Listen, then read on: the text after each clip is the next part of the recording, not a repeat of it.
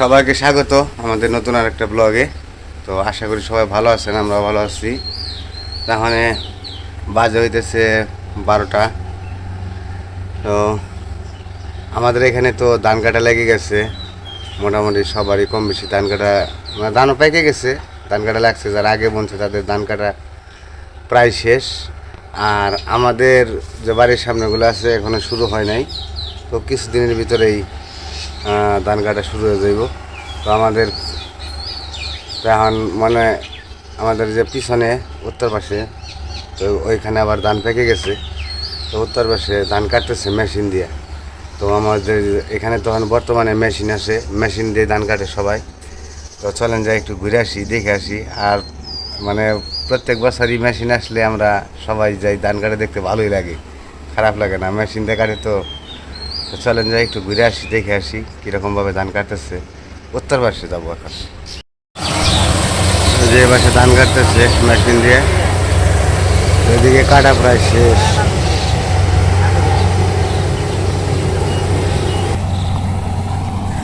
তো যে পাশে ধান কাটা প্রায় শেষ হয়ে গেছে, এগুলো শেষ হয়ে গেছে কাটা।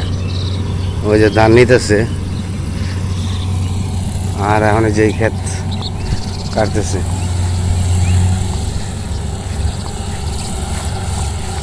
তো এই বছর মেশিনে একটা আছে চোখে।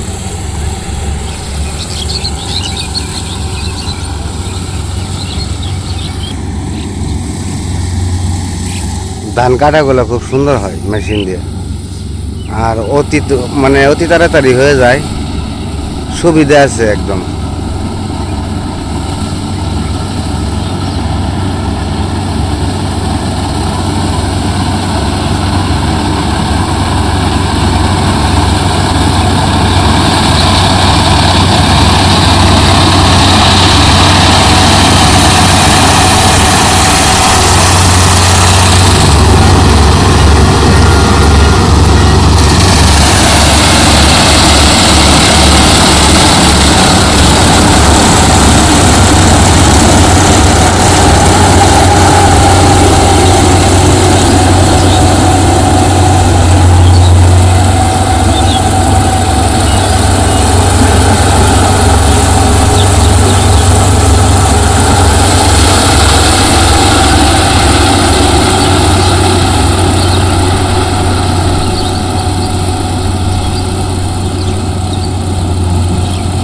আর এই যে খ্যার এগুলা খালি শুকাইবো, খালি এগুলা আর সরাইতে হইব না, খালি গাইটা দিব আর খালি শুকাইবো, অনেক সুবিধা। আর এই পাশে যারা ধানে যে কাটছে তারা বাড়িতে নিতেছে, ওই যে পাশেও সবাই যারা যারা কাটছে ওই যে ওইখানেও গাইটা রেখে দিছে। তো ভালোই লাগতেছে আর কি দেখে। ধান কাটা হয়ে গেলে আবার বর্ষাকাল, নতুন জল এসে পড়বো।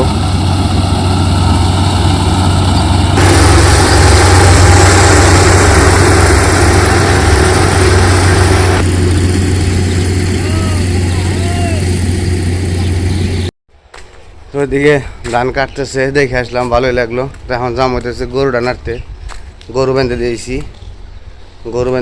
পূব পাশে ধান কাটছে, তো ওইখানে খেতে বেঁধে রাখছি। তো ওইখান থেকে একটু নেড়ে দিয়ে আসি গরুটা। ওই পাশে গরু বেঁধে দিছি, ওই যে গরুটা নাড়বার জন্য এখন এটা যে জবুগো পূব পাশে পালান দাঁড়া বনে রাখছে, দাঁড়া হয়েছে, পাট বুনছে।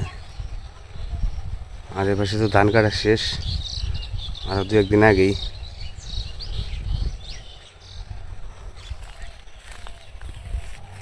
ওই যে গরু বেঁধে দিছি জায়গায়,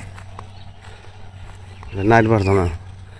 আর পুকুরে পানায় ভরপুর হয়ে গেছে গাবরে, পানা কিন্তু পরিষ্কার করে ফেলেছিল, মাছ ধরছিল তখন, আবার পানা ভরে গেছে গা। প্রথমে আগে ছোট্টটা দিয়ে বেঁধে দিই।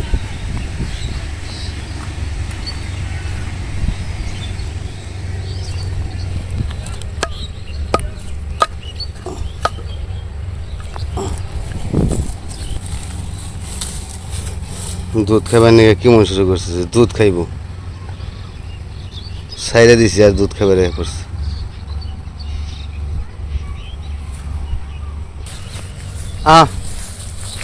দেখি সামনে নাড়ি দিই নাও।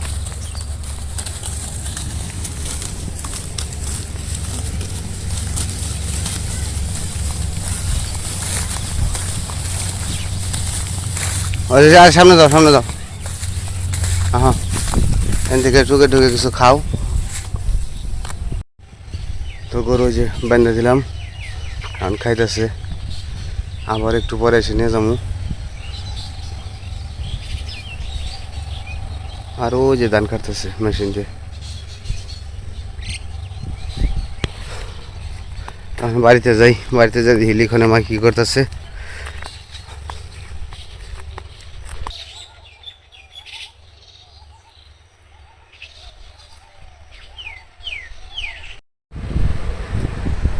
তো সকাল থেকে আইসা এই যে লতি কাঠ পানছে, তো লতি আনছিলাম। দেখি বই দিছে লতি দেখি জানেন বা লতি আনছো, এখন দেখি কি দিয়ে রান্ধন যায়। আনছো তো ফ্রিজে আসছিল, আজকে রান্না করে রাখি না, দুদিন ধরে খাওয়া যাচ্ছে না, আমার নষ্ট হয়ে যাবে। রানবাকি দিয়ে রান্ধবো ই দিয়া চিংড়ি মাছ দিয়ে, অল্প কয়টা চিংড়ি মাছ রয়েছে ফ্রিজে, আগের আসলো। ওই হয়তো এই লতির দিকেই রয়েছে, খাওয়া নতির কপাল বলো। লতির কপালে ওটা কি ঠুস না নাকি? এটা হলো এমনি ওই যে ইয়ের খেলনা ইয়ে ছিল, সেটারই ঠুস বানাইছে। নিলয় এনে ফেগলো এনে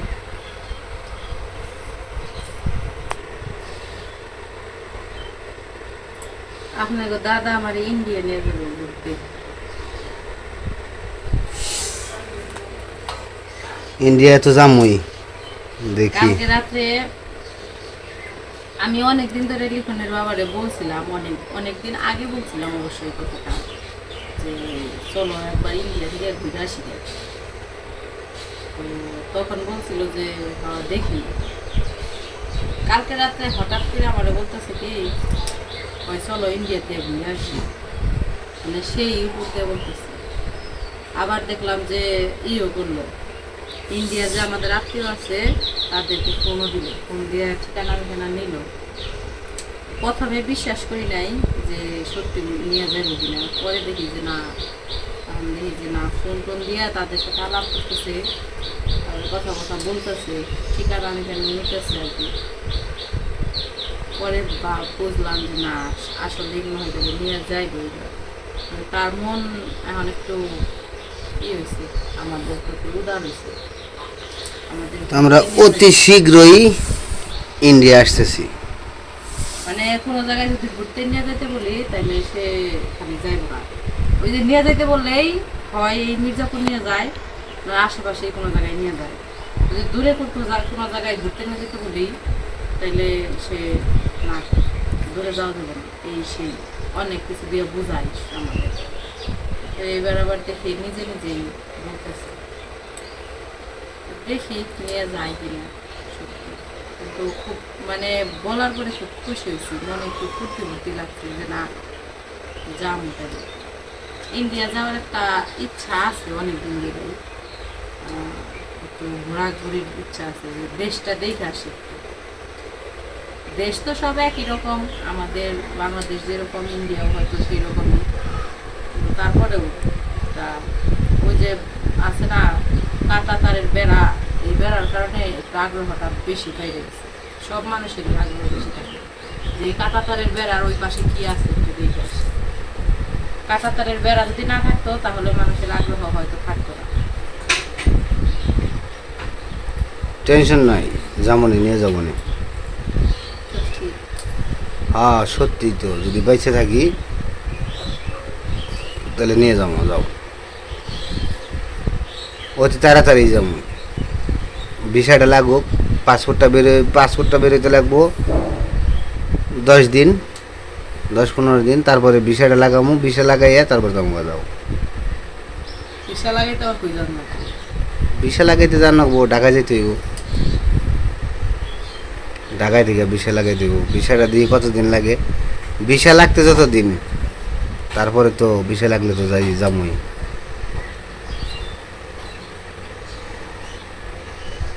আন খুশি তো নাকি? ঠিক আছে। খুশি। তো আমার কচুরলতি কাটা শেষ। এই যে কচুরলতি নিয়ে এসে বসি, ধুয়ে টুয়ে নিছি, পরিষ্কার করে নিছি। এখন রান্না করবো। আর এই যে এই জায়গায় নিছি চিংড়ি মাছ, অল্প কিছু চিংড়ি মাছ আছে, তো এই মাছ দিয়ে রান্না করবো। কড়াইয়ে তেল দিয়ে দেই,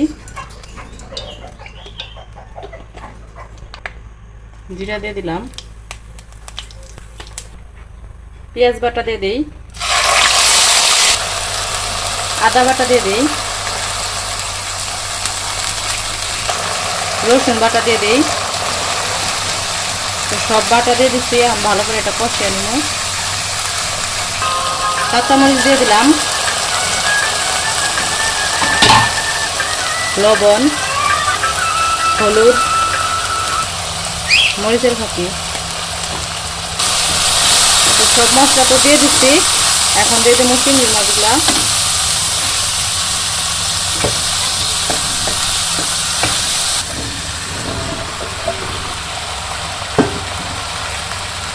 তো আমার সব কিছু দেওয়া হয়ে গেছে। এখন আমি সব মশলার সাথে, মাছের সাথে, কচুরলতির সাথে একদম কষাই নিই। আমি ভালো করে কষাই নিই, আপনারা দেখতে থাকুন। তো আমার এই যে কচুরলতি রান্না শেষ, একদম ভালো ভাজা করে নিয়েছি। এখন নামিয়ে নিও।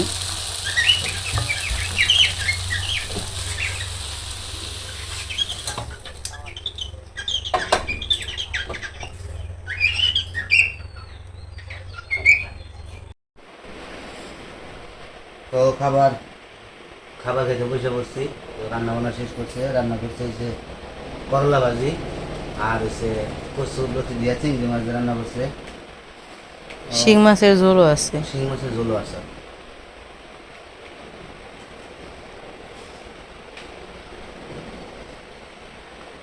কারেন্ট চলে গেছিল তো, খাইতে একটু দেরি হয়ে গেল।